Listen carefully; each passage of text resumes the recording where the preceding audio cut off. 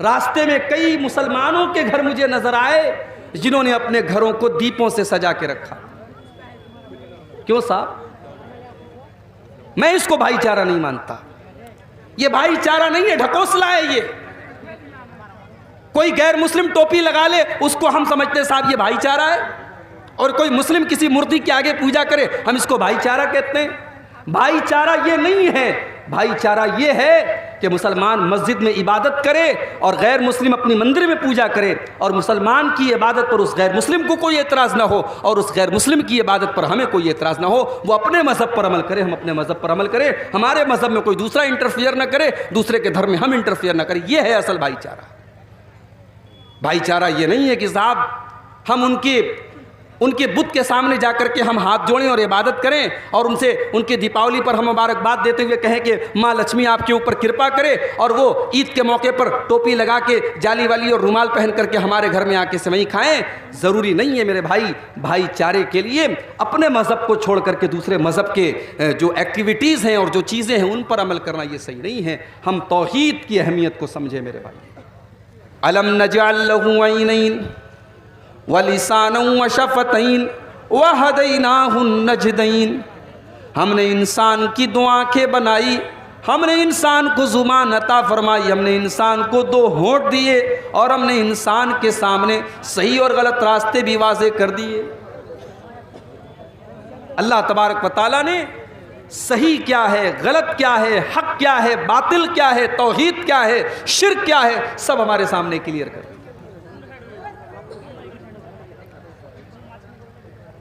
اللہ اگر اللہ تبارک و تعالیٰ چاہتا سارے بندوں کے اوپر اپنا عذاب نازل کر دیتا. بندہ کیا ہے؟ بندہ کیا کر لیتا؟ مگر اللہ اپنے بندوں پر ظلم کرنے والا نہیں ہے. اللہ نے اپنے بندوں کو سمجھانے کے لیے، صحیح اور غلط کا راستہ بتانے کے لیے اللہ نے نبیوں کو بھیجا. کتنے نبی آئے دنیا میں؟ ایک ضعیف روایت ملتی ہے مسند احمد کے اندر 1,24,000 نبی آئے، مگر وہ روایت ضعیف ہے. اس لیے ہم کہہ سکتے ہیں کہ نبیوں کی گنتی معلوم نہیں، ان گنت نبی آئے. وَلِكُلِّ قَوْمٍ ہَادٍ.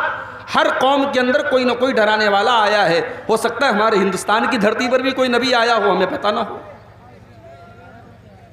ہر نبی نے اپنی قوم کو جو سب سے پہلا پیغام دیا وہ توحید کا دیا. وَلَقَدْ بَعَثْنَا فِي كُلِّ أُمَّةٍ رَسُولًا أَنِ اعْبُدُوا اللَّهَ وَاجْتَنِبُوا الطَّاغُوتَ. ہم نے ہر قوم کے اندر، ہر امت کے اندر، ہر کمیونٹی کے اندر ہم نے ایک رسول کو بھیجا، اور اس رسول نے جا کر کے اپنی قوم کو یہی پیغام سنایا کہ تم صرف اور صرف اللہ کی عبادت کرو، اور تم اللہ کے ساتھ کسی کو شریک مت کرو. آج ہمارے ہندوستان میں تقریباً 90 کروڑ ایسے لوگ ہیں جو توحید سے محروم ہیں، جو ایک اللہ کو نہیں مانتے، جو اللہ کے علاوہ نہ جانے کس کس کے آگے سر جھکاتے ہیں. ہونا تو یہ چاہیے تھا کہ ہم ان کو بھی توحید کی دعوت دیتے، ہم ان کو بھی اسلام سمجھاتے، ہم ان کو لا الہ الا اللہ سمجھاتے. مگر ہم کیا کر رہے ہیں؟ ہم بھائی چارہ دکھانے کے لیے، ہم بھائی چارے کو ثابت کرنے کے لیے ان کو شبھ دیپاولی بول رہے ہیں. مسلمان دکاندار ہے، اس نے اپنی دکان پر بورڈ لگا کر کے رکھا ہے کہ ماں لکشمی آپ کے گھر پہ کرپا کرے اور آپ کے گھر کو روشن کرے. میرے پیارے ساتھیوں، بہت اچھی چیز ہے بھائی چارہ، بہت اچھی چیز ہے آپس کا سدبھاؤ، مگر اسلام آپ کو اس بات کی اجازت نہیں دیتا کہ آپ بھائی چارہ اور سدبھاؤ کے چکر میں اپنے عقیدے اور ایمان کو داؤں پہ لگا دیں. جو اسلام ایک طرف آپ کو اس بات کی تعلیم دیتا ہے کہ آپ غیر مسلموں کے ساتھ اچھا سلوک کریں، ان کے ساتھ میل ملاپ رکھیں، ان کے ساتھ اچھا سلوک کریں، ان کو تحفے تحائف دیں، ان سے تحفے تحائف لے لیں۔ وہی اسلام آپ کو یہ تعلیم بھی دیتا ہے، قُلْ يَا أَيُّهَا الْكَافِرُونَ لَا أَعْبُدُ مَا تَعْبُدُونَ وَلَا أَنْتُمْ عَابِدُونَ مَا أَعْبُدُ وَلَا أَنَا عَابِدٌ مَا عَبَدتُّمْ لَكُمْ دِينُكُمْ وَلِيَ دِينِ۔ اللہ کے نبی کے سامنے یہ آفر بھی آیا تھا کہ اے محمد، ایک دن تم ہمارے 360 بتوں کی عبادت کرو، اور ایک دن ہم لا الہ الا اللہ ہم بھی کہیں گے، ہم بھی تمہارے ساتھ نماز پڑھیں گے، ایک دن تم ہماری والی کر لو، ایک دن ہم تمہاری والی کر لیں گے۔ کیا جواب دیا اللہ کے پیارے نبی نے؟ آپ نے یہی سورہ کافرون کی آیت پڑھ کے سنا دی، لا اعبد ما تعبدون، جس کی تم عبادت کرتے ہو اس کی میں نہیں کر سکتا، ولا انتم عابدون ما اعبد، اور جس کی میں عبادت کرتا ہوں تم شرک پر رہتے ہوئے تم اس کی عبادت کر ہی نہیں سکتے، لکم دینکم ولی دین، تم اپنے دین پر عمل کرو، میں اپنے دین پر عمل کرتا ہوں۔ تو بھائی چارہ اور سدبھاؤ ایسے بھی تو قائم ہو سکتا ہے بھائی۔ ابھی میں منجھیلی گیا تھا عصر کے بعد، ہمارے نبی دنیا میں توحید لے کر کے آئے تھے۔ اگر ہمارے نبی دنیا کے سب سے بہترین نبی ہیں، سب سے افضل نبی ہیں، تو ہم بھی دنیا کی سب سے بہترین امت ہیں، اور ہمیں سب سے بہترین امت کا جو لقب ملا ہے، جو ٹائٹل ملا ہے، یہ ٹائٹل کیوں ملا ہے؟ اللہ نے اس ٹائٹل کی وجہ قرآن میں کیا بتائی ہے؟ کنتم خیر امت اخرجت للناس تأمرون بالمعروف وتنہون عن المنکر وتؤمنون باللہ۔ اے مسلمانوں، تم دنیا کی سب سے بہترین امت ہو، تمہیں لوگوں کے لیے نکالا گیا ہے، تم لوگوں کا بھلا کرنے کے لیے دنیا میں آئے ہو۔ تامرون بالمعروف، تم لوگوں کو نیکیوں کا حکم دیتے ہو، وتنہون عن المنکر، تم برائیوں سے روکتے ہو، وتؤمنون باللہ، اور تم اللہ کے اوپر ایمان رکھتے ہو۔ ہماری پہچان ہے توحید۔ اگر ہمارے اندر توحید نہیں ہے، ہم ایک اللہ کے اوپر ایمان نہیں رکھتے، اللہ کو چھوڑ کر کہیں اور ہماری پیشانی جھکتی ہے، تو میرے بھائی ہم بہترین امت کہلانے کے لائق نہیں ہیں۔ تو میرے عزیزوں، میرے دوستوں، جب ہم یہ کہتے ہیں کہ ہم مسلمان ہیں، تو دنیا ہمارے اندر اسلام کو تلاش کرتی ہے۔ دنیا قرآن نہیں پڑھے گی، دنیا حدیث بعد میں پڑھے گی، دنیا ہمارے نبی کی سیرت بعد میں پڑھے گی، دنیا پہلے ہمارا کردار دیکھے گی، ہمارا اخلاق دیکھے گی، دنیا پہلے ہمیں دیکھے گی، اور ہم سے اندازہ لگائے گی کہ مسلمان ایسے ہوتے ہیں، اس کا مطلب اسلام ایسا ہوتا ہے۔ ہمیں اور آپ کو اپنی ذمہ داریوں کا احساس ہونا چاہیے میرے بھائی۔ ہمارے پیارے نبی کو جب اپنی ذمہ داریوں کا احساس ہوتا تھا، اللہ کے پیارے نبی کی آنکھوں میں آنسو آ جاتے تھے۔ بخاری کے الفاظ ہیں، اللہ کے پیارے نبی حضرت عبداللہ بن مسعود سے کہتے ہیں، اقرأ علی القرآن، اے عبداللہ تم مجھے قرآن پڑھ کے سناؤ۔ حضرت عبداللہ قرآن کے بڑے اچھے قاری تھے، قرآن کے بڑے اچھے قاری تھے حضرت عبداللہ بن مسعود، قرآن کے حافظ تھے۔ آج اچھے اچھے مولانا لوگوں کو دیکھتا ہوں کہ اپنے بچوں کو عالم نہیں بنانا چاہتے۔ پوچھو بیٹا کہاں پڑھتا ہے؟ کہتے کانوینٹ میں پڑھتا ہے۔ بیٹا کیا کر رہا ہے؟ انجینئرنگ کر رہا ہے۔ بیٹا کیا کر رہا ہے؟ MBBS کر رہا ہے۔ بہت اچھی بات ہے، ہمیں اچھے ڈاکٹروں کی بھی ضرورت ہے، ہمیں انجینئروں کی بھی ضرورت ہے، ہمیں اچھے وکیلوں کی بھی ضرورت ہے میرے بھائی۔ مگر یہ بات یاد رکھیے، دنیا کے لاکھوں اور کروڑوں انجینئر، ڈاکٹر اور وکیل مل کر کے قرآن کے ایک حافظ کے برابر نہیں ہو سکتے۔ یہ مدرسے میں پڑھنے والے بچے جو قرآن کے حافظ ہوتے ہیں، جو قرآن پڑھتے ہیں، جو دن رات بیٹھ کر کے قرآن و حدیث پڑھتے ہیں، یونیورسٹی میں اور کالج میں پڑھنے والا اپ ٹو ڈیٹ لڑکا، چاہے وہ کتنا ٹیلنٹڈ ہو جائے اور کتنا ہی قابل نہ ہو جائے اور لاکھوں کروڑوں کمانے والا نہ ہو جائے، اس قرآن کے حافظ کے برابر نہیں ہو سکتا ہے۔ عبداللہ بن مسعود قرآن کے قاری ہیں، اتنا اچھا قرآن پڑھتے ہیں کہ اللہ کے نبی کہا کرتے تھے جس کو قرآن بالکل تر و تازہ سننا وہ عبداللہ سے قرآن سن لے. جب یہ قرآن پڑھتے تھے ایسا لگتا تھا قرآن ابھی نازل ہو رہا ہے, قرآن ابھی اتر رہا ہے, قرآن ابھی اترا ہے اور عبداللہ بن مسعود اس کی تلاوت کر رہے ہیں. او میرے نوجوان ساتھیو, اپنے کانوں میں ایئر بڈس اور ایئر فون لگا کر کے گانے سننے والے میرے نوجوان ساتھیو, بائک کے اوپر گانا سن کے جا رہے ہو, کار میں بیٹھ کر کے تم گانے سن رہے ہو, تقریر ہو رہی ہے کہیں سائٹ میں بیٹھ کر کے تم گانے سن رہے ہو, کبھی فیس بک کی ریلز پر تم گانے دیکھ رہے ہو, کبھی انسٹاگرام پر تم میوزک سن رہے ہو, کبھی تم واٹس ایپ اور فیس بک کے اوپر گانے سن رہے ہو. او میرے نوجوان ساتھیو, یہ تم گانے کیوں سن رہے ہو, یہ تم میوزک کیوں سن رہے ہو؟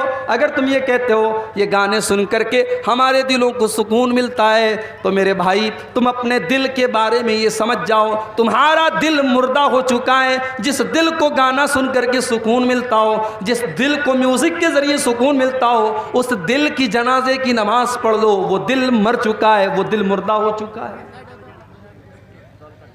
اس لیے کہ قرآن کیا کہتا ہے, الا بذکر اللہ تطمئن القلوب.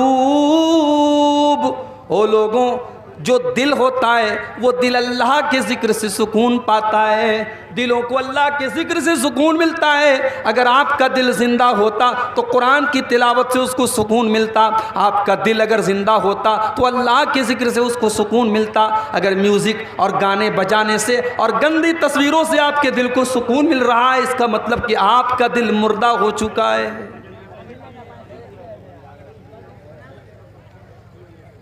عبداللہ بن مسعود رضی اللہ تعالیٰ عنہ, اللہ کے پیارے نبی کہتے ہیں عبداللہ تم قرآن پڑھ کے سناؤ.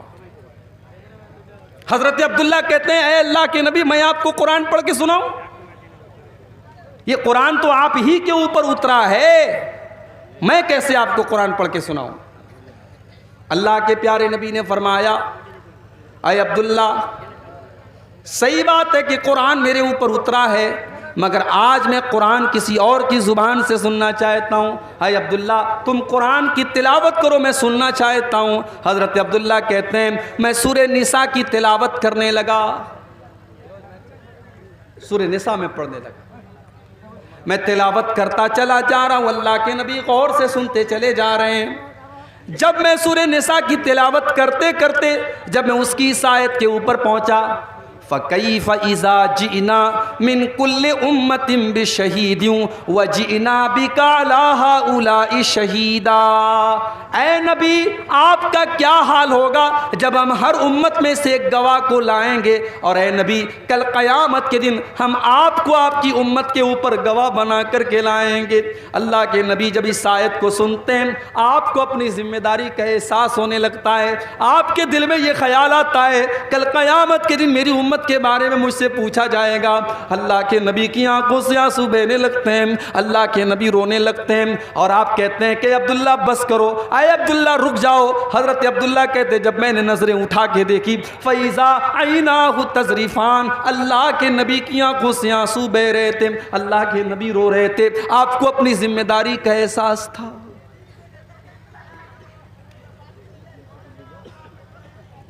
ہمارے نبی کو تو اپنی ذمہ داری کا احساس تھا, ہمیں اور آپ کو کب اپنی ذمہ داری کا احساس ہوگا میرے بھائی؟ بڑا دعویٰ ہے ہمیں نبی سے محبت کا. شاید پورنیہ کے اندر بھی 12 ربیع الاول کو جلوس نکلا ہوگا, شاید ارریہ کے اندر بھی کوئی جلوس نکلا ہوگا.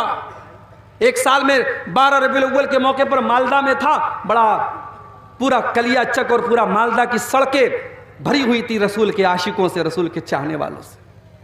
بڑے دعوے ہیں صاحب ہمیں رسول سے محبت کے. کوئی گھروں کو سجا رہا ہے, کوئی گھروں میں جھنڈے لگا رہا ہے, کوئی بائک پہ جھنڈی لگا رہا ہے, کوئی ڈی جے بجا رہا ہے, کوئی نبی کی نعتیں بجا رہا ہے, کوئی ہرے رنگ کا کپڑا پہن کے نکلے ہوئے ہے. دعوے تو بڑے لمبے چوڑے ہیں نبی سے محبت کے, مگر نبی کا اخلاق کہاں ہے میرے بھائی؟ نبی کی سیرت کہاں ہے؟ نبی کا کردار کہاں ہے؟ وہ نبی جس نے اپنے لیے کبھی کچھ نہیں بنایا, دنیا سے گئے کوئی پراپرٹی نہیں بنائی, کوئی اپنے بچوں کے لیے کوئی مال نہیں چھوڑا, کبھی عیش و آرام کی زندگی نہیں گزاری. آخری دن اللہ کے نبی کا، سوموار کو آپ کا انتقال ہوتا ہے، اور سنڈے کو اتوار کی رات میں اللہ کے نبی کے گھر میں جو چراغ جلتا ہے اس چراغ کا تیل بھی پڑوسی سے ادھار لیا جاتا ہے۔ یہ زندگی گزاری اللہ کے پیارے نبی نے۔ آپ کے گھر میں کوئی فرنیچر نہیں ہے، کوئی مسیری نہیں ہے، کوئی آرام دہ گدا نہیں ہے۔ حضرت عمر ایک مرتبہ اللہ کے نبی کے کمرے میں آتے ہیں، دیکھتے ہیں ایک معمولی سی چٹائی بچھی ہوئی ہے، ایک معمولی سا تکیہ رکھا ہوا ہے، تھوڑی سی جو رکھی ہوئی ہے، ایک پانی کا پیالہ رکھا ہوا ہے۔ یہ اللہ کے نبی کا کمرہ ہے، یہ اللہ کے نبی کی کل کائنات ہے۔ حضرت عمر فاروق کی آنکھوں میں آنسو آ جاتے ہیں اور کہتے ہیں اے اللہ کے نبی، آپ اللہ کے نبی ہو کر اور ہم سب کے سردار ہو کر، ہم سب کے آقا ہو کر آپ ایسی زندگی گزارتے ہیں۔ اے اللہ کے نبی، قیصر و کسریٰ تو اپنے اپنے دربار میں عیش و آرام سے رہتے ہیں، آپ ایسی زندگی کیوں گزارتے ہیں؟ اللہ کے نبی فرماتے ہیں اما ترضا ان تکون لہم الدنیا ویکون لنا الاخرہ۔ اے عمر، کیا تم نہیں چاہتے کہ قیصر و کسریٰ کو تو دنیا مل جائے اور تمہارے نبی کو آخرت کی نعمتیں مل جائیں، تمہارے نبی کو اللہ کی نعمتیں مل جائیں؟ کیا تم یہ نہیں چاہتے؟ اس نبی نے اپنے لیے کچھ نہیں بنایا، اپنے بچوں کے لیے کچھ بھی نہیں بنایا۔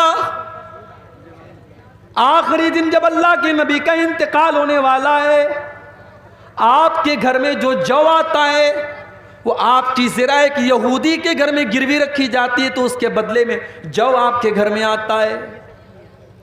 اس نبی نے پتھر بھی کھائے، اس نبی نے پیٹ پر پتھر بھی باندھے، اس نبی نے 2 مہینے تک اس نبی کے گھر میں چولہا نہ جلائے۔ میرے پیارے ساتھیوں، یہ ساری تکلیفیں اللہ کے نبی نے کیوں اٹھائی ہیں؟ بس ایک ہی دھن تھی آپ کو، ایک ہی چنتا تھی، ایک ہی فکر تھی، ایک ہی ٹینشن تھی کہ اللہ کے بندے اللہ کی توحید پر آ جائیں، اللہ کے بندے صحیح راستے پر آ جائیں، اللہ کے بندے جہنم سے بچ جائیں۔ اور یہ چنتا اور یہ ٹینشن آپ کو اتنی زیادہ تھی کہ اللہ نے قرآن میں کہہ دیا فَلَعَلَّكَ بَاخِعٌ نَفْسَكَ عَلَىٰ آثَارِهِمْ إِن لَّمْ يُؤْمِنُوا بِهَٰذَا الْحَدِيثِ أَسَفًا۔ اے نبی، آپ کو لوگوں کے ایمان کی اتنی فکر ہے کہ کہیں آپ ان کے پیچھے اپنی جان نہ جوخم میں ڈال دیں، کہیں آپ اپنی جان نہ دے دیں، آپ کو اتنی فکر ہے۔ آپ کو بس ایک ہی فکر ستاتی تھی کہ لوگ ایمان لے آئیں، لوگ توحید پر آ جائیں، لوگ جہنم کی آگ سے بچ جائیں۔ آپ نے طائف کے اندر پتھر بھی کھائے، آپ نماز پڑھ رہے ہیں اور عقبہ ابن ابی معیط آتا ہے اور آپ کے گلے میں چادر ڈال کر کے آپ کا گلا دبانے کی کوشش کرتا ہے۔ حضرت ابوبکر صدیق آتے ہیں اور آ کر کے اللہ کے نبی کو بچاتے ہیں اور کہتے ہیں اتقتلون رجلا ان یقول ربی اللہ، تم ایک انسان کو صرف اس لیے قتل کرنا چاہتے ہو کہ وہ اللہ کو اپنا رب کہتا ہے، وہ ایک اللہ کو اپنا رب کہتا ہے، تم اس لیے اس کو قتل کر دینا چاہتے ہو۔ نماز کی حالت میں آپ کے اوپر اونٹنی کی بچہ دانی لا کے رکھ دی گئی، آپ کے اوپر احد کے میدان میں ایسا حملہ کیا گیا کہ آپ کا چہرہ لہو لہان ہو گیا، آپ کے سر سے خون ٹپا ٹپ گر رہا تھا اور آپ کے دانت توڑ دیے گئے، آپ کو زہر دیا گیا، آپ کے اوپر پتھر گرا کر کے آپ کو جان سے مارنے کی کوشش کی گئی، آپ کو آپ کے وطن سے نکالا گیا، آپ کی زندگی میں آپ کی بیٹی کو ایسا حملہ کیا گیا آپ کی بیٹی کے اوپر کہ آپ کی بیٹی کا انتقال ہو گیا۔ میرے پیارے ساتھیوں، یہ سارے دکھ اللہ کے نبی نے کیوں اٹھائے؟ اللہ کے لیے اٹھائے، اللہ کے دین کے لیے اٹھائے، اللہ کی رضا کے لیے اٹھائے۔ ہم بھی تو اسی نبی کا کلمہ پڑھنے والے ہیں، ہمیں اپنی ذمہ داری کا احساس کب ہوگا؟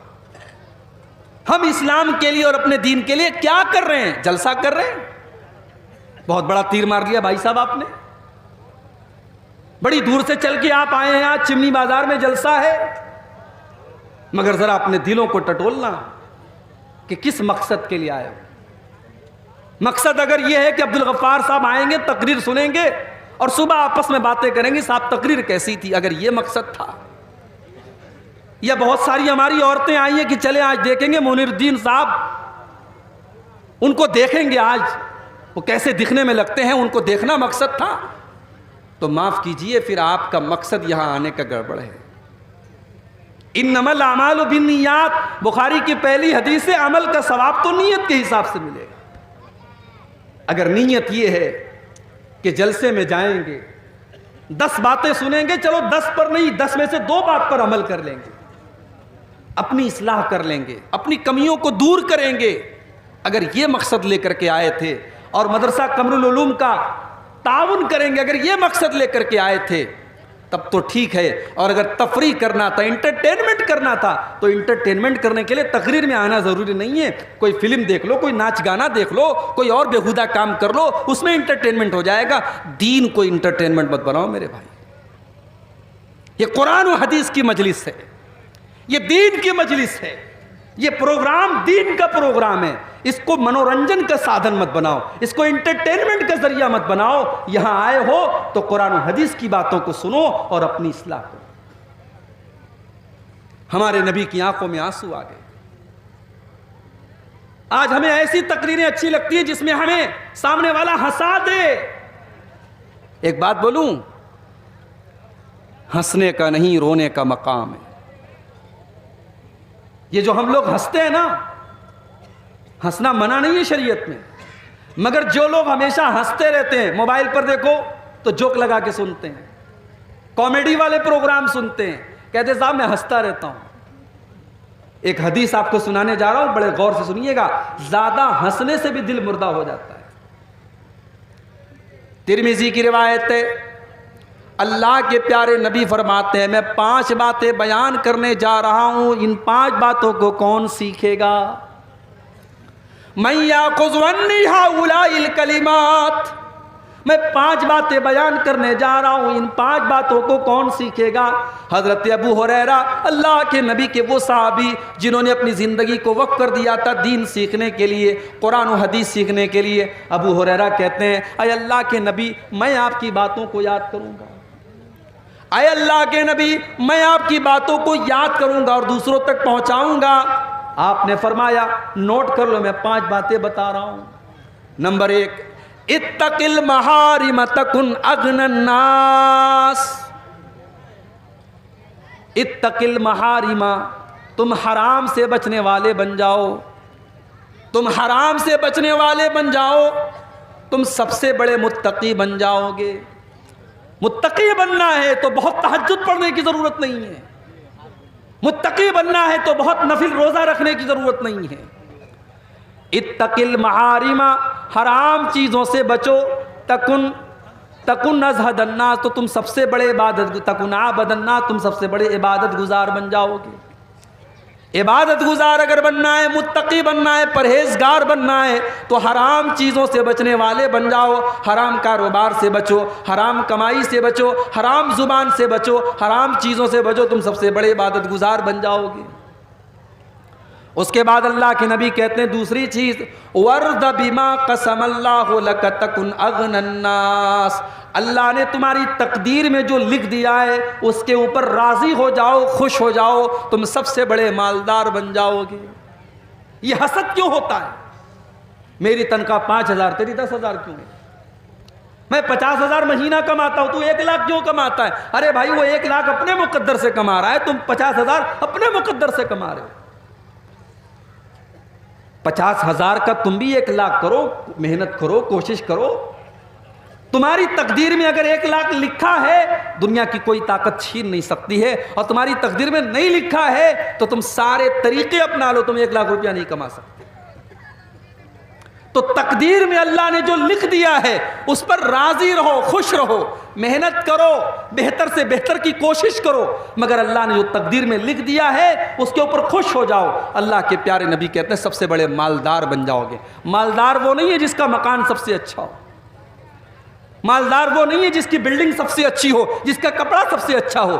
مالدار وہ ہے جو چین کی نیند سوتا ہو، جس کے بچے بیمار نہ رہتے ہوں، جس کے گھر میں کچ کچ نہ لگی رہتی ہو، جس کے گھر میں ٹینشن نہ رہتی ہو۔ اللہ کے نبی نے کہا تقدیر پر راضی ہو جاؤ، سب سے بڑے مالدار بن جاؤ۔ تیسری چیز، وَأَحِبَّ لِلنَّاسِ مَا تُحِبُّ لِنَفْسِكَ تَكُنْ مُسْلِمًا تَكُنْ مُؤْمِنًا، اور جو تم اپنے لیے پسند کرتے ہو وہی تمام لوگوں کے لیے تم پسند کرو، تم مسلمان بن جاؤ گے۔ تم نہیں چاہتے تمہاری بیٹی کو کوئی غلط نظر سے دیکھے، تمہاری بہن کو کوئی غلط نظر سے دیکھے، تمہاری بیوی کو کوئی چھیڑے۔ تم بھی دوسروں کی بیٹیوں کو، دوسری کی بہوؤں کو، دوسروں کی بہنوں کو غلط نظر سے دیکھنا بند کر دو۔ تم نہیں چاہتے کوئی تمہاری غیبت کرے، چغلی کرے، برائی کرے، تم دوسروں کی غیبت کرنا بھی بند کر دو۔ تم چاہتے ہو لوگ تمہاری اچھائیوں کی تعریف کریں اور تمہاری برائیوں کے اوپر پردہ ڈال دیں، تم بھی دوسروں کی اچھائیوں کی تعریف کرو اور دوسروں کی برائیوں پر پردہ ڈال دو۔ جو تم اپنے لیے پسند کرتے ہو وہی تمام لوگوں کے لیے پسند کرو۔ اللہ کے نبی کہتے ہیں اگر تم ایسا کرو گے تو تم مومن بن جاؤ گے۔ چوتھی چیز، وَأَحْسِنْ إِلَىٰ جَارِكَ تَكُنْ مُسْلِمًا، اور اپنے پڑوسی کے ساتھ تم اچھا سلوک کرو۔ تمہارا پڑوسی مسلمان ہے تب بھی، غیر مسلم ہے تب بھی، تمہاری برادری کا ہے تب بھی، تمہاری برادری کا نہیں ہے تب بھی، تمہارے مسلک کا ہے تب بھی، تمہارے مسلک کا نہیں ہے تب بھی، پڑوسی کو تکلیف پہنچانے کا تمہیں کوئی ادھیکار نہیں ہے۔ اپنے پڑوسی کے ساتھ تم بھلائی کرو، اللہ کے نبی فرماتے ہیں تم مسلمان بن جاؤ گے۔ اور پانچویں چیز، وَلَا تُكْثِرِ الضِّحْكَ، اور اللہ کے نبی فرماتے ہیں کہ تم زیادہ ہنسا مت کرو، اس لیے کہ زیادہ ہنسنے سے فَإِنَّ كَثْرَةَ الضِّحْكِ تُمِيتُ الْقَلْبَ، زیادہ ہنسنے سے دل مردہ ہو جاتا ہے۔ تو ہنسنا زیادہ نہیں ہونا چاہیے، کبھی کبھی رونا چاہیے میرے بھائی۔ قرآن کریم میں اللہ تعالیٰ نے رونے والوں کا واقعہ بھی بیان کیا ہے۔ قرآن کا 7واں پارہ کھولو، وَإِذَا سَمِعُوا مَا أُنزِلَ إِلَى الرَّسُولِ تَرَىٰ أَعْيُنَهُمْ تَفِيضُ مِنَ الدَّمْعِ مِمَّا عَرَفُوا مِنَ الْحَقِّ، اے نبی عیسائیوں کے سامنے بھی جب قرآن پڑھا جاتا ہے تو عیسائیوں میں جو نیک لوگ ہوتے ہیں، جو اچھے لوگ ہوتے ہیں، وَإِذَا سَمِعُوا مَا أُنزِلَ إِلَى الرَّسُولِ، جب قرآن کی تلاوت کو وہ سنتے ہیں، تَرَىٰ أَعْيُنَهُمْ تَفِيضُ مِنَ الدَّمْعِ، تو اے نبی آپ کیا دیکھتے ہیں؟ ان کی آنکھوں سے آنسو بہنے لگتا ہے، وہ رونے لگتے ہیں۔ حبشہ کا دربار تھا، نجاشی کا دربار تھا، اور مسلمانوں نے حبشہ میں جا کر کے پناہ لی تھی۔ مکہ کے کافروں نے 2 لوگوں کو بھیجا، ان دونوں لوگوں نے آ کر کے نجاشی کو بھڑکانا شروع کر دیا۔ کہا اے نجاشی، اے حبشہ کے بادشاہ، یہ لوگ جو آپ کے ملک میں آئے ہیں یہ حضرت عیسیٰ علیہ السلام کو برا بھلا کہتے ہیں، یہ حضرت مریم کو برا بھلا کہتے ہیں، یہ ہمارے ملک سے بغاوت کر کے آئے ہیں، آپ ان کو ہمارے حوالے کر دیجئے۔ نجاشی نے مسلمانوں کو بلوایا، مسلمانوں نے حضرت جعفر رضی اللہ تعالیٰ عنہ کو اپنا نمائندہ بنایا۔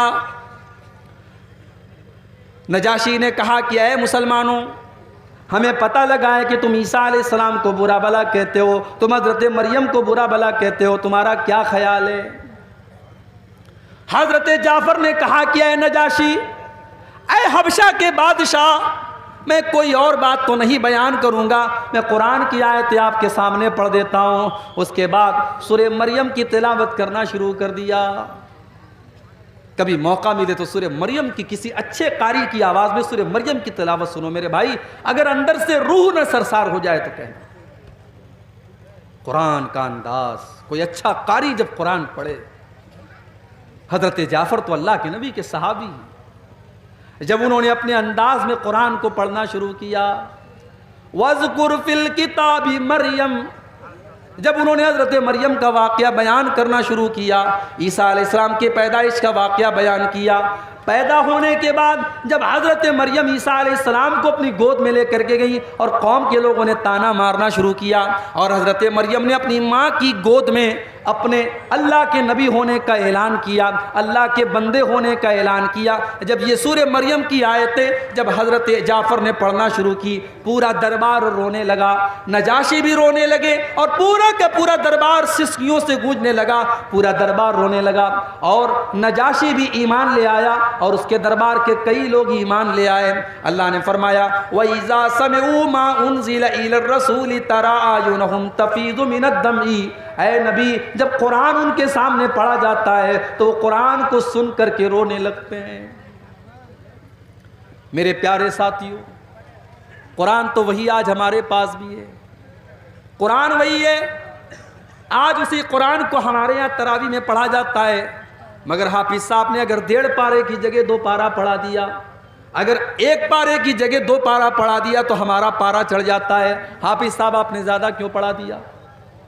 اس قرآن کو سن کر کے آج ہمارے دل کی کوئی دنیا نہیں بدلتی، نہ ہماری آنکھوں سے آنسو آتے ہیں۔ میرے پیارے ساتھیوں، کیا بات ہے! قرآن تو وہی ہے، قرآن تو وہی ہے جس کے بارے میں اللہ نے فرمایا لو انزلنا هذا القرآن على جبل لرأيته خاشعا متصدعا من خشیۃ اللہ۔ اے نبی، اس قرآن کو اگر ہم کسی پہاڑ کے اوپر بھی اتار دیں تو پہاڑ بھی اللہ کے خوف سے چور چور ہو جائے گا۔ ہمارے دل کی کیا اوقات ہے؟ ہمارا دل تو ملائم سا ہے، نرم سا ہے، گوشت کا بنا ہوا ہے۔ اللہ نے کہا قرآن پہاڑ پر بھی اترتا تو پہاڑ چکنا چور ہو جاتا، اور آج قرآن سے ہمارے دل کے اوپر کوئی اثر نہیں ہو رہا ہے۔ اس کا مطلب کہ ہمارا دل پہاڑ سے بھی زیادہ سخت ہو چکا ہے۔ قرآن کا پہلا پارہ اٹھاؤ، اللہ نے یہودیوں کے بارے میں فرمایا ثم قست قلوبكم من بعد ذلك فهي كالحجارة او اشد قسوة۔ اے یہودیو، تم اتنے گناہ کر چکے ہو، تم اللہ کی اتنی نافرمانی کر چکے ہو کہ گناہ کرنے کی وجہ سے تمہارے دل کٹھور ہو چکے ہیں، تمہارے دل سخت ہو چکے ہیں، پتھر سے بھی زیادہ کٹھور ہو چکے ہیں۔ اس لیے کہ پتھر بھی کچھ ایسے ہوتے ہیں کہ پتھر سے رس رس کر کے پانی بہنے لگتا ہے، پتھر اللہ کے خوف سے جھک جاتا ہے اور پتھر سے ندیاں نکلنے لگتی ہیں۔ مگر اے یہودیو، تم اللہ کے اتنے بڑے نافرمان اور اتنے بڑے گنہگار ہو کہ تمہارے دل تو پتھروں سے بھی زیادہ سخت ہو چکے ہیں۔ آج جانتے ہو، ہم قبرستان جاتے ہیں، قبرستان جا کر کے بھی ہمارے دل نرم نہیں ہوتے، ہماری آنکھوں سے کبھی آنسو نہیں آتے۔ جنازے میں ہم جاتے ہیں، جنازے کو قبر میں اتارا جا رہا ہے اور ہم بیٹھ کر کے دنیا کی باتیں کر رہے ہیں، ہم انڈیا پاکستان کے میچ کی بات کر رہے ہیں، ہم وراٹ کوہلی کے شاٹ کی تعریف کر رہے ہیں، ہم دنیا کی باتیں کر رہے ہیں، ہم قبرستان میں کھڑے ہو کر کے دنیا کی باتیں کر رہے ہیں۔ میرے پیارے ساتھیو، یہ کتنی سخت دلی کی بات ہے۔ قبرستان تو وہ جگہ ہے جو ہماری اوقات ہمیں بتاتی ہے، جو ہمیں ہماری آخرت بتاتی ہے، مگر ہم تو اتنے سخت دل ہو چکے ہیں کہ قبرستان جا کر کے بھی ہمیں موت یاد نہیں آتی، قبرستان جا کر کے بھی ہم کو آخرت یاد نہیں آتی۔ ابن ماجہ کی روایت ہے، ایک انصاری صحابی کا جنازہ تھا، جنازے کو قبر میں اتارا جا رہا تھا۔ اللہ کے پیارے نبی اپنے صحابہ کو لے کر کے قبر کے ایک سائیڈ میں بیٹھے ہوئے تھے اور بالکل خاموش تھے، اور آپ اس قبر کے بارے میں سوچ رہے تھے۔ اچانک آپ کی آنکھوں سے آنسو بہنے لگے، آپ اتنا روئے حتی بل الثری، آپ کے آنسوؤں سے وہاں کی زمین بھیگ گئی، زمین تر ہو گئی۔ آپ نے اپنے صحابہ سے فرمایا لمثل ھذا فاعدوا یا اخوانی، اے میرے صحابہ، اس قبر میں تم کو بھی جانا ہے، یہ منزل تم کو بھی دیکھنی ہے، یہ جگہ تم کو بھی دیکھنی ہے، تم اس کی تیاری کرو۔ او پورنیہ میں پلاٹ بنانے والوں، وہ چوک میں مکان خریدنے والوں، وہ کروڑوں کی پراپرٹی بنانے والوں، قبر میں کوئی پراپرٹی کام نہ دے گی، کوئی دکان کام نہ دے گی، تمہارے گھر کا اے سی کام نہ دے گا، تمہارے گھر کا پنکھا کام نہ دے گا، تمہارے گھر میں لگایا گیا انورٹر کام نہ دے گا۔ اس قبر میں تم کو بھی جانا ہے، وہاں تمہارا بیٹا تمہاری مدد کرنے نہ آئے گا، تمہاری بیوی تمہیں ایک گلاس پانی دینے نہ آئے گی۔ لمثل ھذا فاعدوا یا اخوانی، اللہ کے نبی اپنے صحابہ سے کہتے ہیں اے میرے صحابہ، اس قبر میں تم کو جانا ہے، تم اس کی تیاری کرو۔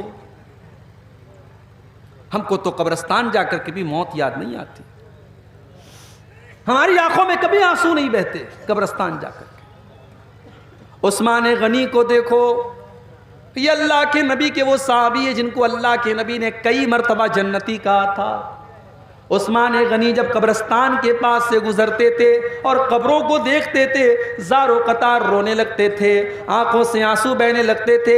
پوچھا گیا کہ عثمان غنی، جنت کی بات آتی ہے تو آپ نہیں روتے ہیں، جہنم کا تذکرہ ہوتا ہے تو آپ نہیں روتے ہیں، قبرستان کو دیکھ کر کے کیوں رونے لگتے ہیں، قبروں کو دیکھ کر کے کیوں رونے لگتے ہیں؟ عثمان غنی کہتے ہیں او لوگو، میں نے اپنے پیارے نبی، اللہ کے پیارے نبی کو یہ فرماتے ہوئے سنا ہے ان القبر اول منزل من منازل الاخرہ، بے شک قبر آخرت کی پہلی منزل ہے، جس نے اس منزل کو کراس کر لیا اس کے لیے آگے کی منزلیں بھی آسان ہوں گی۔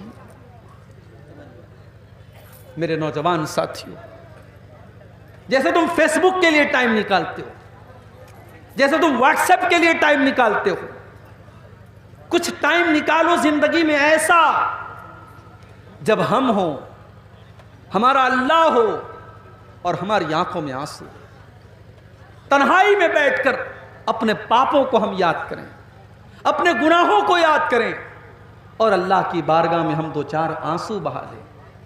اللہ کی قسم یہ آنسو اللہ کو بہت پسند ہے۔ جس آنکھ سے اللہ کے خوف سے آنسو بہے گا اس آنکھ کو اللہ تعالیٰ جہنم کی آگ میں نہیں ڈالے گا۔ اللہ کے پیارے نبی فرماتے ہیں لا یلج النار رجل بکت من خشیت اللہ، جو انسان اللہ کے خوف سے روتا ہے ایسے انسان کو اللہ تعالیٰ جہنم کی آگ میں نہیں ڈالے گا۔ حتی یعود اللبن فی الزرع، یہاں تک کہ جانور کے تھن کا دودھ نکل کر کے واپس چلا جائے، جو کہ امپاسبل ہے، اسمبھو ہے، ناممکن ہے۔ جانور کے تھن سے دودھ نکل کر کے تھن میں واپس نہیں جا سکتا۔ جو اللہ کے خوف سے روئے گا، جس کی آنکھوں سے اللہ کے خوف سے آنسو نکلے گا، وہ آنکھ بھی اللہ کے عذاب میں نہیں جائے گی، جہنم میں نہیں جائے گی۔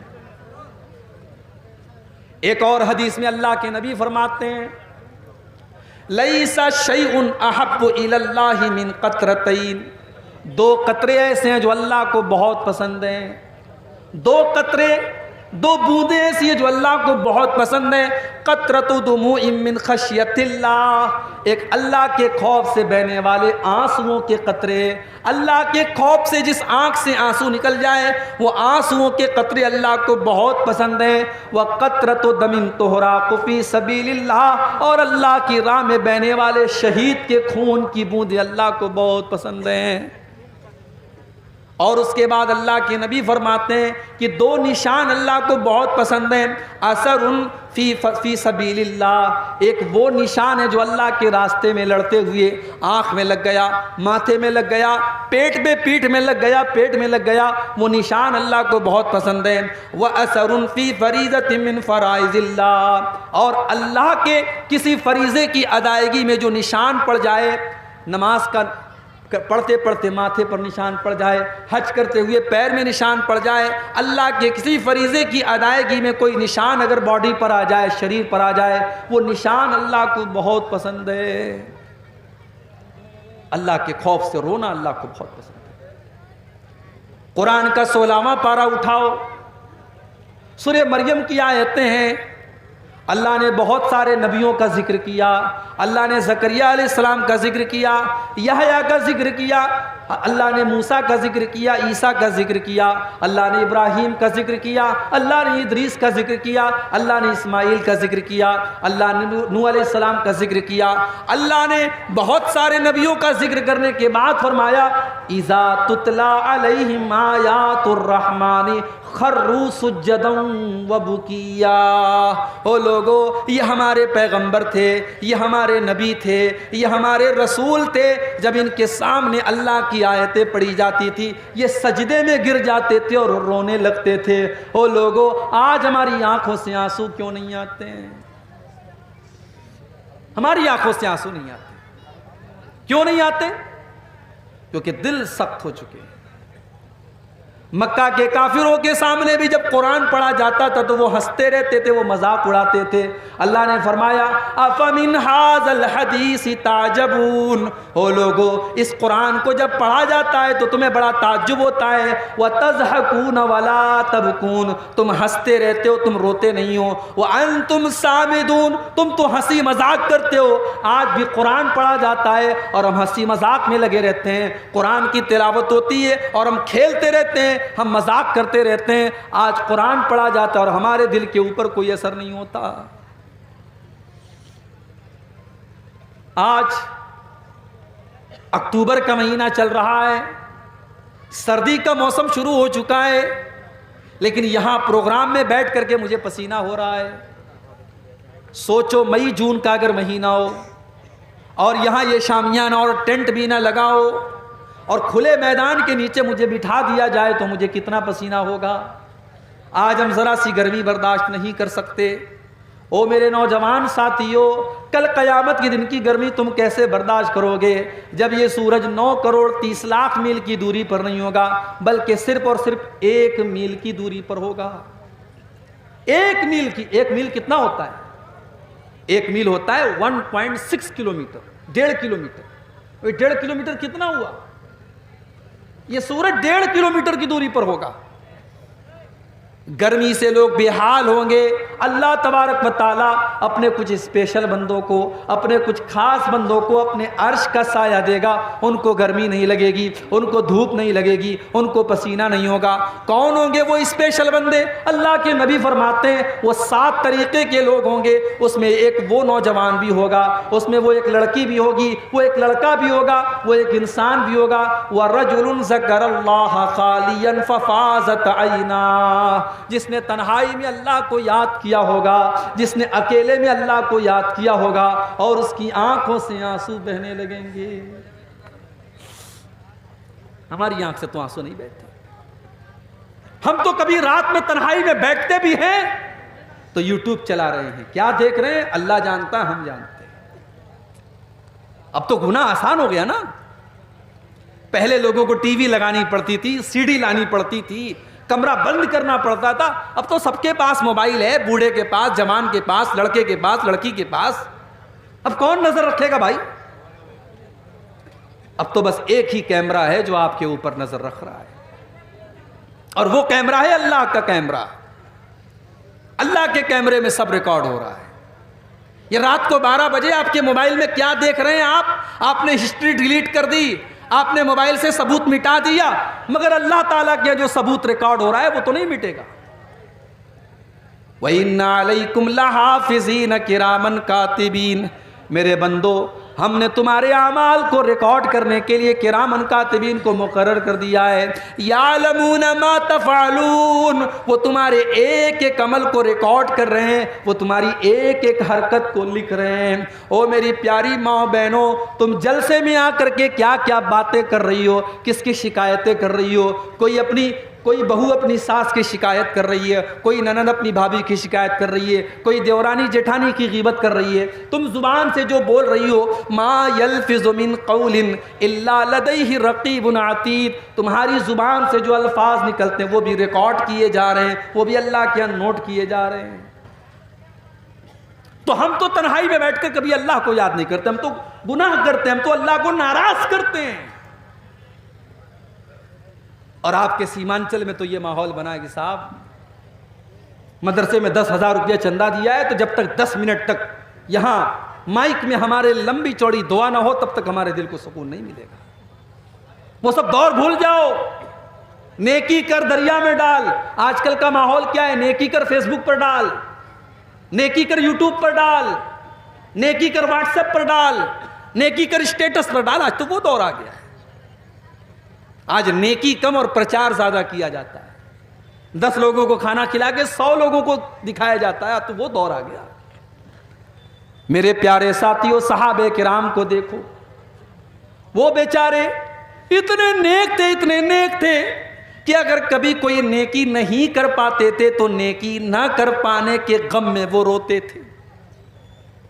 جیسے کوئی غریب آدمی آیا، مدرسہ قمر العلوم کا جلسہ چل رہا ہے، اس کا دل چاہتا ہے کہ میں مدرسے میں 1000 روپیہ چندہ دوں، مگر وہ غریب آدمی ہے، مزدور آدمی ہے. وہ بیچارہ بڑی مشکل سے 100 روپیے کا ارینجمنٹ کرتا ہے. وہ 100 روپیے لا کے دیتا ہے تو اس کی آنکھ میں آنسو آ جاتے ہیں. وہ سوچتا ہے کاش میرے پاس 1000 ہوتا، 1,00,000 ہوتا، میں ان غریب بچوں کی تعلیم کے لیے 1,00,000 کا تعاون کر دیتا. اس کو کہتے ہیں نیکی نہ کر پانے کا جذبہ، نیکی نہ کر پانے کا ملال. غزوہ تبوک کا موقع تھا. یہ بڑی عجیب و غریب لڑائی تھی، بڑا عجیب و غریب غزوہ تھا اللہ کی نبی کی زندگی کا. میں اپنے نوجوان بھائیوں سے کہوں گا کبھی یوٹیوب پر غزوہ تبوک کے بارے میں سن لینا، میرے بیان بھی موجود ہے، تم سن لینا. غزوہ تبوک کے بارے میں ہر نوجوان کو پڑھنا چاہیے، سننا چاہیے. گرمی کا موسم تھا، کھجوروں کے پکنے کا ٹائم تھا، اور مدینہ سے 600 کلومیٹر کا سفر طے کرنا تھا. سواریوں کی قلت تھی, پیسے کی قلت تھی. اللہ کے پیارے نبی نے اعلان کیا, اس لشکر کے تعاون کے لیے تم اپنا اپنا چندہ دو. جو چندہ دے گا, جو تعاون کرے گا, میں اسے جنت کی گارنٹی دیتا ہوں. صحابہ کرام اپنی اپنی حیثیت کے مطابق, اپنی اپنی طاقت کے مطابق اللہ کے نبی کے پاس آ کر کے تعاون کرنے لگے. کچھ صحابہ غریب تھے, مزدوری کرتے تھے, وہ اوور ٹائم کام کر کے, رات کو کام کر کے, جو رات کی مزدوری ہوتی تھی وہ لا کر کے 1 مٹھی یا 2 مٹھی جو لاتے تھے اور اللہ کے نبی کو دے دیتے تھے اور کہتے تھے اے اللہ کے نبی میں غریب آدمی ہوں, یہ 1 مٹھی جو لے کر کے آیا ہوں, یہ 2 مٹھی جو لے کر کے آیا ہوں, اے اللہ کے نبی یہ میری کیپیسٹی یہی ہے, میری طاقت یہی ہے, آپ اس کو قبول کر لیجئے. اللہ کے نبی بڑی خوشی خوشی قبول کر لیتے تھے. منافق لوگ مذاق اڑاتے تھے, دیکھو یہ 1 مٹھی جو کے ذریعے اسلام کی خدمت کرنے کے لیے آئے ہیں.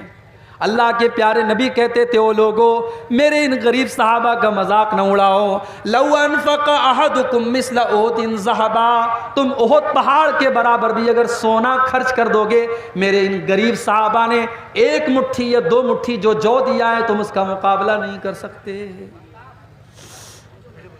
اسی میں کچھ غریب صحابہ اللہ کے نبی کے پاس آئے. اے اللہ کے نبی ہم بھی آپ کے ساتھ غزوہ تبوک میں جانا چاہتے ہیں. آپ نے پوچھا کیا تمہارے پاس سواری کا سادن ہے؟ اے اللہ کے نبی ہمارے پاس سواری کا سادن نہیں ہے.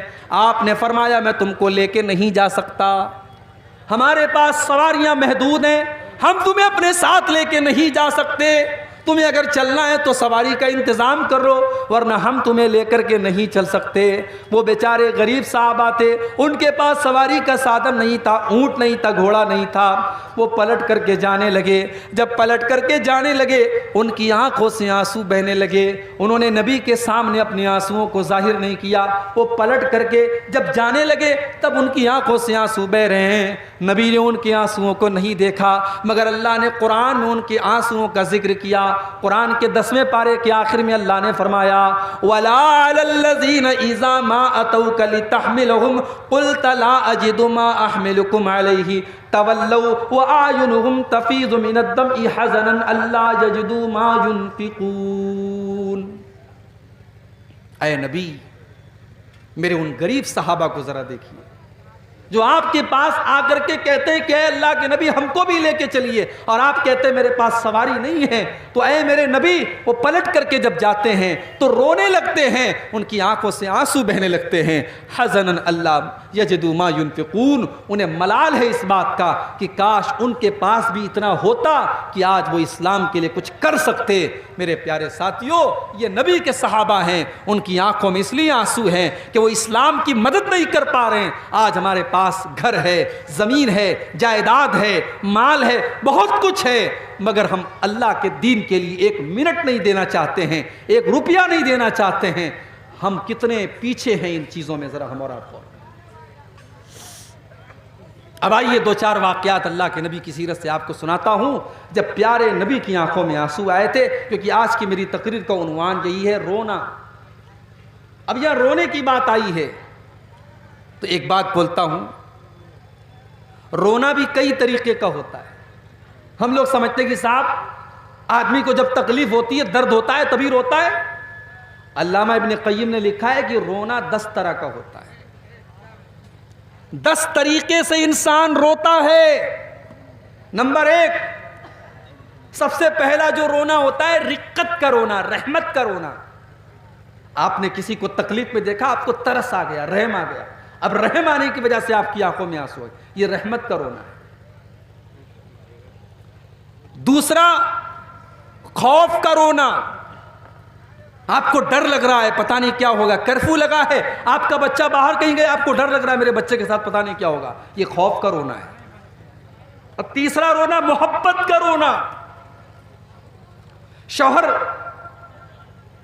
پورنیہ سے ممبئی گیا ہے کام کرنے کے لیے, بیوی سے دور ہے, بیوی شوہر سے بات کر رہی ہے, بیوی کی آنکھوں میں آنسو آ گئے, یہ محبت کا رونا ہے. بیٹا سعودی گیا ہے, ماں بچے سے بات کر رہی ہے, ماں کی آنکھوں میں آنسو آ گئے, یہ محبت کا رونا ہے. یہ رونے کی تیسری قسم ہے. نمبر 4 خوشی کا رونا. بچہ امتحان میں کامیاب ہو گیا, گھر میں آیا, ماں کو سنایا, ماں رونے لگی.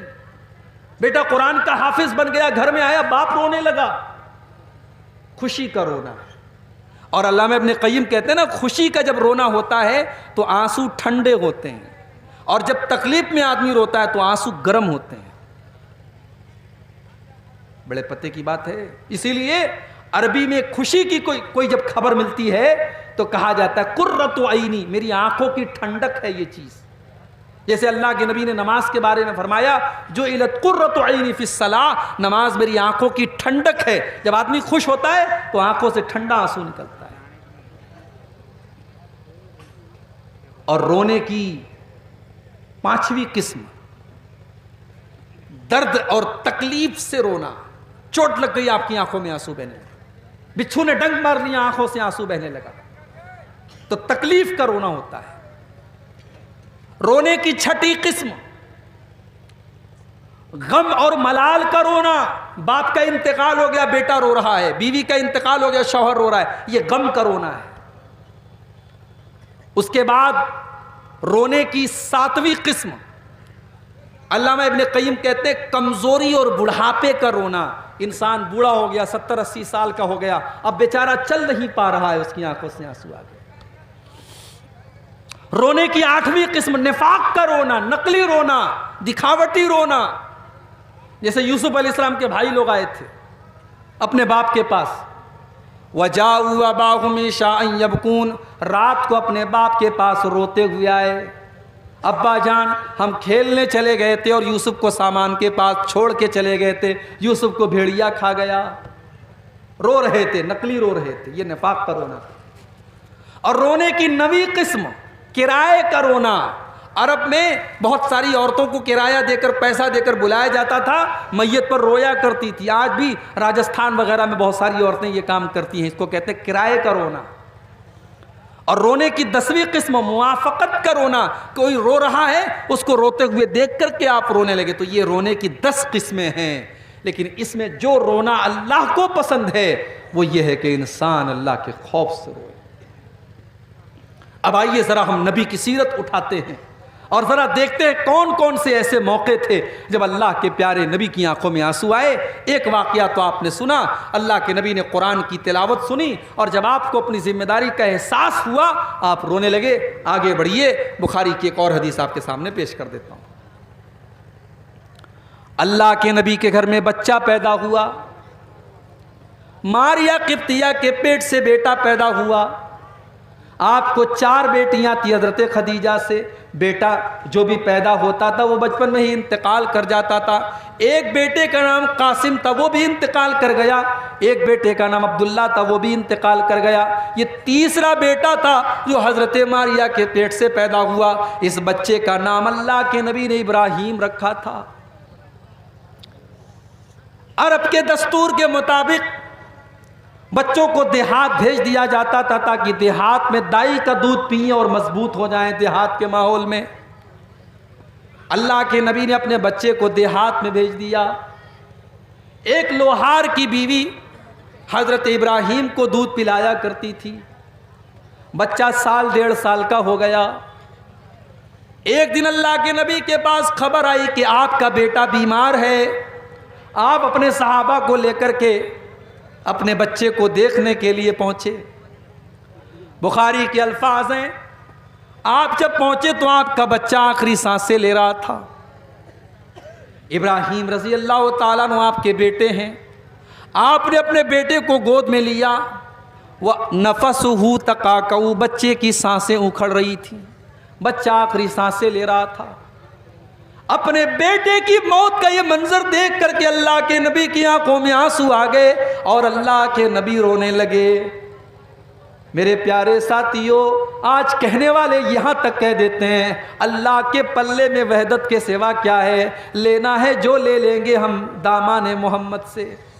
او لوگوں, اللہ کے فیصلے کے آگے تو میرے نبی بھی مجبور ہیں. اللہ کے نبی اللہ کے سب سے محبوب بندے ہیں, مگر اپنے بچے کی موت کا ٹائم آج آ گیا ہے تو اپنے بچے کو موت سے بچانے کی طاقت اللہ کے نبی کے اندر بھی نہیں ہے. بیٹا آخری سانسیں لے رہا ہے، بیٹا دم توڑ رہا ہے، اور اللہ کے نبی کی آنکھوں میں آنسو ہیں، اور اللہ کے نبی کیا کہتے ہیں؟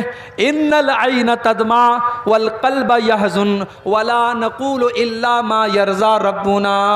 اے میرے بچے ابراہیم، تیرے باپ کا دل غمگین ہے، تیرے باپ کی آنکھوں سے آنسو بہ رہے ہیں، مگر تیرا باپ اپنی زبان سے کوئی ایسی بات نہیں نکالے گا جس سے اللہ ناراض ہو جائے۔ اے میرے بچے، تیرا باپ اپنی زبان سے کوئی ایسی بات نہیں نکالے گا جس سے اللہ ناراض ہو جائے۔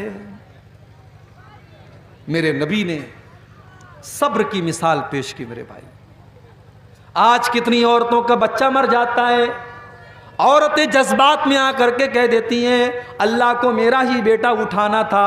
خبردار ایسا جملہ کبھی استعمال مت کرو۔ کسی کے شوہر کا انتقال ہو جاتا ہے، عورتیں کہہ دیتی ہیں ابھی تو میرے شوہر کی موت کا ٹائم نہیں تھا، میرے شوہر کو کیوں اللہ نے اٹھا لیا؟ میری پیاری ماں بہنوں، میرے پیارے ساتھیوں، موت کا ٹائم جب آتا ہے تبھی موت آتی ہے، ایک سیکنڈ پہلے نہیں، ایک سیکنڈ بعد میں نہیں۔ اللہ کے نبی اپنے بچے کی موت کے اوپر رو رہے ہیں، مگر زبان سے کوئی ایسی بات نہیں نکالتے جس سے اللہ ناراض ہو جائے۔ اور اگر آپ نے مرنے والے کا نام لے لے کر کے آپ نے رونا پیٹنا کیا تو مرنے والے کو تکلیف ہوگی۔ اللہ کے پیارے نبی فرماتے ہیں ان المیت یعذب ببکاء اہلہ، مرنے والا اپنے گھر والوں کے رونے کی وجہ سے اس کو عذاب دیا جاتا ہے۔ اگر رونے والے شریعت کے خلاف طریقے سے روتے پیٹتے ہیں تو اس کو عذاب دیا جاتا ہے مرنے والے۔ اور آگے بڑھیے، اللہ کے نبی کی آنکھوں میں آنسو کب آئے؟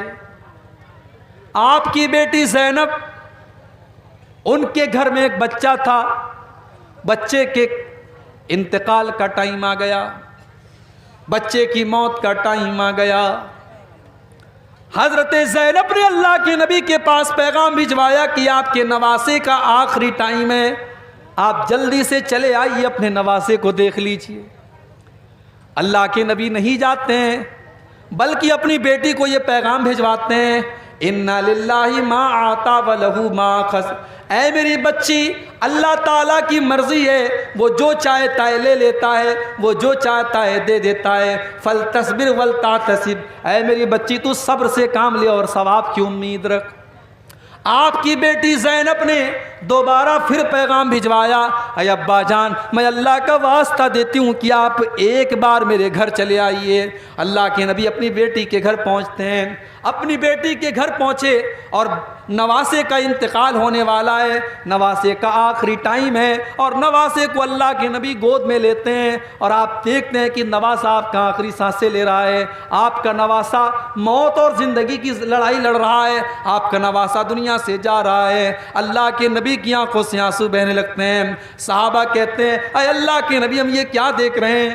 آپ کی آنکھوں میں آنسو بہ رہے ہیں، آپ رو رہے ہیں۔ اللہ کے نبی فرماتے ہیں ہذہ رحمت جعلها اللہ فی قلوب عبادہ، او لوگو یہ تو رحمت کی نشانی ہے جو اللہ نے اپنے بندوں کے دل میں ڈالی ہے۔ میں ایک نانا بھی ہوں، میں ایک باپ بھی ہوں، اپنے نواسے کے غم میں یہ آنسو نکل رہے ہیں۔ جو اللہ نے رحم دل میں ڈالا ہے اسی رحم کی یہ نشانی ہے۔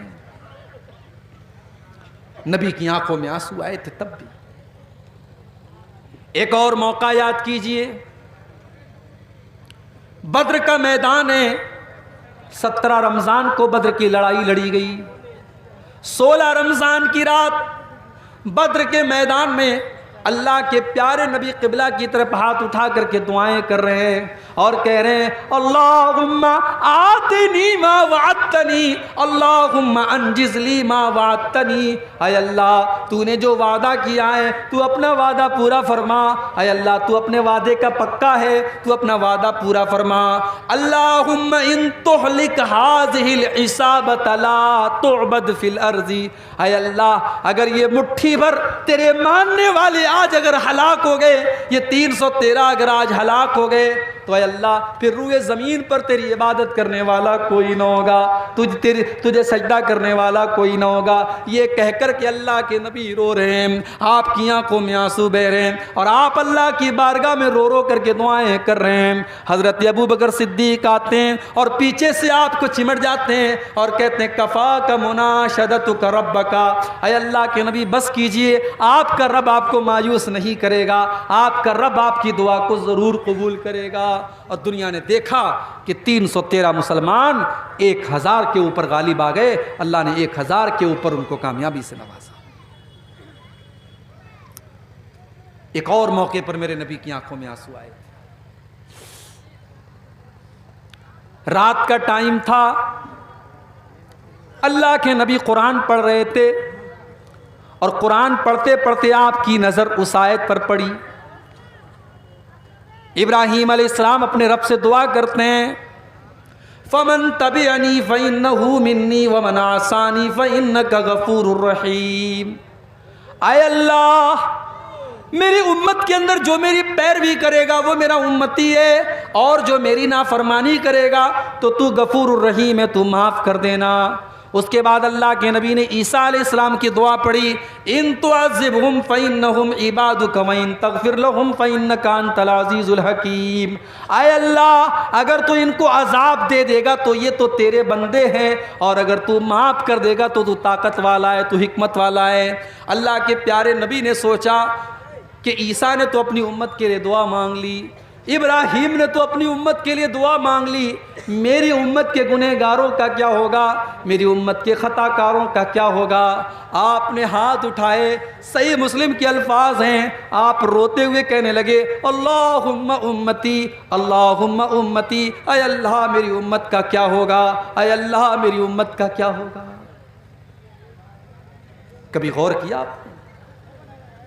میرے نبی کو نمازیوں کی چنتا نہیں ہے، میرے نبی کو بے نمازیوں کی چنتا ہے، میرے نبی کو تہجد پڑھنے والوں کی فکر نہیں ہے، میرے نبی کو تو اپنی امت کے گنہگاروں کی فکر ہے کہ ان کا بیڑا کیسے پار ہوگا، وہ کیسے قیامت کے دن نجات پائیں گے۔ آپ اپنی امت کے گنہگاروں کے لیے رو رہے ہیں اور اللہ کی بارگاہ میں دعا کر رہے ہیں کہ اللہ میری امت کو بچا لینا، اے اللہ میری امت کو بچا لینا۔ اللہ نے جبریل کو بھیجا، اے جبریل جاؤ میرے نبی سے پوچھو کیوں رو رہے ہو؟ آپ نے فرمایا میں اپنی امت کے لیے رو رہا ہوں۔ حضرت جبریل نے فرمایا اے اللہ کے نبی اللہ تعالیٰ یہ کہہ رہا ہے اِنَّا سَنُرْضِيكَ فِي أُمَّتِكَ وَلَا نَسُوءُكَ، ہم آپ کی امت کے بارے میں آپ کو خوش کر دیں گے، آپ کو پریشان ہونے کی ضرورت نہیں ہے۔ اگر آپ کی امت توحید کے اوپر قائم رہے گی، اگر ایمان کے اوپر قائم رہے گی، اگر شرک نہیں کرے گی، اگر غیر اللہ کے در پہ سر نہیں جھکائے گی، تو آپ کی امت کا بیڑا پار ہو جائے گا۔ وہ نبی ہم سے کتنا پیار کرتے تھے میرے بھائی۔ سلام اس پر جو امت کے لیے راتوں کو روتا تھا، سلام اس پر جو فرش خاک پر جاڑے میں سوتا تھا، سلام اس پر کہ جس کے گھر میں چاندی تھی نہ سونا تھا، سلام اس پر کہ ٹوٹا بوریا جس کا بچھونا تھا، سلام اس پر کہ جس نے خون کے پیاسوں کو قبائیں دیں، سلام اس پر کہ جس نے گالیاں سن کر دعائیں دیں۔ میرے پیارے ساتھیوں وہ نبی ہم سے اتنا پیار کرتے تھے کہ ہمارے لیے وہ راتوں کو رویا کرتے تھے۔ اس نبی سے ہم کتنا پیار کرتے ہیں؟ نہیں کرتے ہم۔ اگر ہم کرتے تو آج مسجدیں خالی نہ رہتی۔ وہ نبی تو نماز سے اتنا پیار کرتے تھے کہ آخری ٹائم بھی اس نبی نے نماز کو نہیں بھولا۔ سوموار کے دن آپ کا انتقال ہوتا ہے، سنیچر کے دن آپ کی طبیعت بہت خراب ہے، آپ بے چین ہیں، بے قرار ہیں، بار بار آپ چادر کو پھینک رہے ہیں۔ ام حبیبہ کہتی ہیں آپ کی زبان سے الفاظ نہیں نکل پا رہے تھے، میں نے کان لگایا، میں نے غور سے سنا کہ دیکھوں اللہ کے نبی کی زبان سے کیا نکل رہا ہے۔ آخری ٹائم اللہ کے نبی کہہ رہے تھے الصلاۃ الصلاۃ وما ملکت ایمانکم، او لوگو نماز کی پابندی کرنا، نماز کا خیال کرنا، نماز کو نہیں چھوڑنا، نماز سے لاپرواہی مت کرنا۔ آخری دن بھی آپ کو نماز یاد تھی۔ آپ جب ٹینشن میں ہوتے تھے آپ حضرت بلال سے کہتے تھے یا بلال ارحنا بالصلاۃ، اے بلال جلدی سے اذان دے دو اور مجھے نماز کے ذریعے سکون پہنچاؤ، جب تک نماز نہیں پڑھ لوں گا مجھے سکون نہیں ملے گا۔ او نبی سے محبت کا دعویٰ کرنے والو، او نبی پر جان چھڑکنے کا دعویٰ کرنے والو، تم ایک ٹائم کی نماز نہیں پڑھتے ہو اور دعویٰ کرتے ہو کہ ہم نبی کے لیے جان دے دیں گے۔ ارے جان بعد میں دینا، پہلے اپنی نیند تو قربان کر کے فجر کی نماز تو پڑھو، تم جان کیا دو گے؟ نماز نہیں پڑھتے کیوں صاحب؟ ارے مولوی صاحب دکان بھی تو چلانا ہے۔ ایک جگہ میں نے بڑی اچھی بات پڑھی تھی، ایک دکان کے باہر لکھا تھا کہ اپنے کام سے کہو کہ نماز کا ٹائم ہے، نماز سے مت کہو کہ مجھے کام ہے، نماز سے مت کہو کہ مجھے کام ہے، اپنے کام سے کہہ دو کہ میری نماز کا ٹائم ہے، میں تیرے لیے نماز کو نہیں چھوڑ سکتا۔ میرے نوجوان ساتھیوں، آپ نماز کی پابندی شروع کر دیجئے، میں اللہ کو گواہ بنا کر کے کہتا ہوں آپ کے کاروبار میں اور برکت ہوگی انشاءاللہ، آپ کے چہرے پر اور نور پیدا ہوگا، آپ کی زندگی میں اور برکت آئے گی۔ جس دکان کے لیے اور جس کاروبار کے لیے آپ نماز کو چھوڑ دیتے ہیں میرے بھائیوں، وہ نماز سے بڑھ کر کے نہیں ہے۔ اللہ نے اپنے نیک بندوں کی تعریف کرتے ہوئے فرمایا رجال اللہ تلہیہم تجارت ولا بیع عن ذکر اللہ و اقام الصلاۃ، میرے نیک بندے کاروبار کی وجہ سے کبھی نماز نہیں چھوڑتے۔ میرے نبی کبھی بددعا نہیں کرتے تھے کسی کے اوپر، کبھی کسی کے اوپر جلدی بددعا نہیں کرتے تھے، مگر جب جان بوجھ کر کے کافروں سے لڑائی کی وجہ سے آپ کی عصر کی نماز قضا ہو گئی اور ان سے جنگ کرنے کی وجہ سے سورج ڈوب گیا اور عصر کی نماز آپ کی قضا ہو گئی، تو بخاری کے الفاظ ہیں آپ نے بددعا کرتے ہوئے فرمایا ملا اللہ بیوتہم وقبورہم نارا، اللہ ان کے گھروں کو اور ان کی قبروں کو جہنم کی آگ سے بھر دے، شغلونا عن الصلاۃ الوسطیٰ، ان کی وجہ سے ہماری عصر کی نماز قضا ہو گئی، ان کی وجہ سے ہماری عصر کی نماز چھوڑی۔ اتنی محبت تھی اللہ کے نبی کو نماز۔ سوموار کے دن آپ کا انتقال ہوتا ہے، فجر کی نماز مسجد کے اندر چل رہی ہے، ابو بکر صدیق نماز پڑھا رہے ہیں، صحابہ پیچھے نماز پڑھ رہے ہیں، اللہ کے پیارے نبی حجرہ عائشہ کا پردہ ہٹاتے ہیں، سامنے حضرت ابو بکر نماز پڑھا رہے ہیں اور سب لگی ہوئی ہے، صحابہ نماز پڑھ رہے ہیں، اللہ کے نبی مسکرانے لگتے ہیں، آپ کے چہرے پر مسکراہٹ آ جاتی ہے۔ اچھا جب میرے نبی مسکراتے تھے نا ایسا لگتا تھا 14ویں کا چاند چمک رہا ہے، ایسا لگتا تھا کہ دنیا کی ساری خوبصورتی ختم ہے میرے نبی کے اوپر۔ وہ حسان بن ثابت نے کہا تھا نا وَأَحْسَنَ مِنْكَ لَمْ تَرَ قَطُّ عَيْنِي وَأَجْمَلَ مِنْكَ لَمْ تَلِدِ النِّسَاءُ، اے میرے نبی آپ سے زیادہ حسین و جمیل انسان کو کسی ماں نے جنم نہیں دیا اور آپ سے زیادہ خوبصورت انسان میں نے کبھی نہیں دیکھا۔ یوسف علیہ السلام کو مصر کی عورتوں نے دیکھا تو اپنے ہاتھ کاٹ لیے تھے، سوچو اگر انہوں نے میرے نبی کو دیکھا ہوتا تو کیا حال ہوتا۔ میرے عزیزوں اتنے خوبصورت تھے اللہ کے نبی، آپ نے صحابہ کو نماز پڑھتے ہوئے دیکھا، آپ کے چہرے پر مسکراہٹ آ گئی۔ یہ مسکراہٹ کیوں تھی؟ یہ سکون کی علامت تھی، یہ پہچان تھی کہ میری امت میرے بعد بھی اپنے مشن پر قائم ہے، میرے بعد بھی نماز چل رہی ہے، میرے جانے کے بعد بھی میرے صحابہ نماز پڑھتے رہیں گے، میرا مشن کامیاب ہے، میرے مشن پر میرے صحابہ چل رہے ہیں۔ یہ سکون تھا جس کی وجہ سے اللہ کے نبی کے چہرے پر مسکراہٹ پھیل گئی اور آپ ہنسنے لگے، اور صحابہ کہتے ہیں کہ ہمیں نماز کی حالت میں یہ محسوس ہو گیا کہ اللہ کے نبی حضرت عائشہ کے حجرے کے دروازے پر کھڑے ہیں اور مسکرا رہے ہیں۔ صحابہ نے کہا ہمیں ڈر ہوا کہیں ہم نماز چھوڑ کے بھاگ نہ جائیں، ہم پیچھے ہٹنے لگے۔ اللہ کے نبی نے اشارہ کیا کہ نماز کو کنٹینیو رکھو، اور اس کے بعد آپ نے پردے کو دوبارہ گرا دیا اور اس کے بعد آپ کا انتقال ہو گیا. یہ آخری دیدار تھا جو اللہ کے نبی کے صحابہ نے دیکھا تھا. تو نبی کی آنکھوں سے تب بھی آنسو آئے تھے. ایک دو واقعہ اور سنا کر کے بات میں ختم کرتا ہوں، رات کے 1:30 بج رہے ہیں. ایک اور موقع پر اللہ کے نبی کی آنکھ سے آنسو آئے تھے. بڑے غور سے سنیں، ہماری مائیں بہنیں اس واقعے کو سنیں. ایک صحابی اللہ کے نبی کے پاس آتے ہیں. صحیح ابن حبان کی صحیح روایت ہے، اے اللہ کے نبی، ہم دور جاہلیت میں بہت سارے غلط کام کرتے تھے، بتوں کی پوجا کرتے تھے، مردار کھایا کرتے تھے. اے اللہ کے نبی، انہی غلط کاموں میں سے ایک کام یہ بھی تھا وَنَقْتُلُ الْأَوْلَادَ کہ ہم اپنے بچوں کو قتل کر دیا کرتے تھے، اپنے بچوں کو مار ڈالا کرتے تھے، ہم بیٹیوں کو قتل کر دیتے تھے.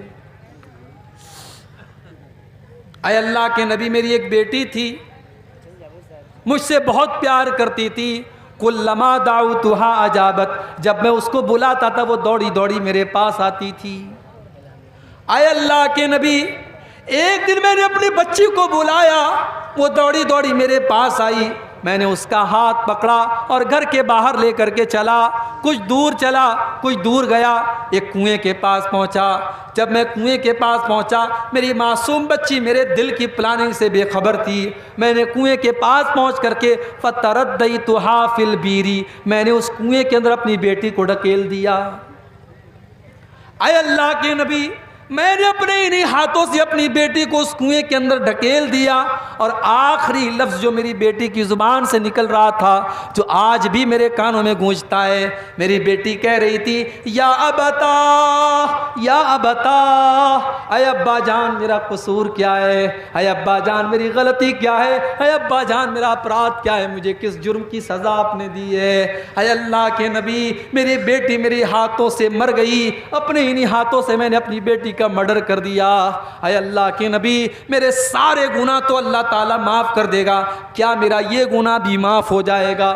صحابی اپنا واقعہ بیان کر رہے ہیں اور صحابی کی آنکھ میں آنسو ہیں. صحابی رو رہے ہیں اور اللہ کے نبی کی آنکھوں سے بھی آنسو بہ رہے ہیں. اللہ کے پیارے نبی بھی رو رہے ہیں. صحابہ کرام اس صحابی سے کہنے لگے احزنت رسول اللہ، تو نے اللہ کے نبی کو دکھی کر دیا، تو نے اللہ کے نبی کو صدمے میں ڈال دیا، تیری وجہ سے اللہ کے نبی دکھی ہو گئے.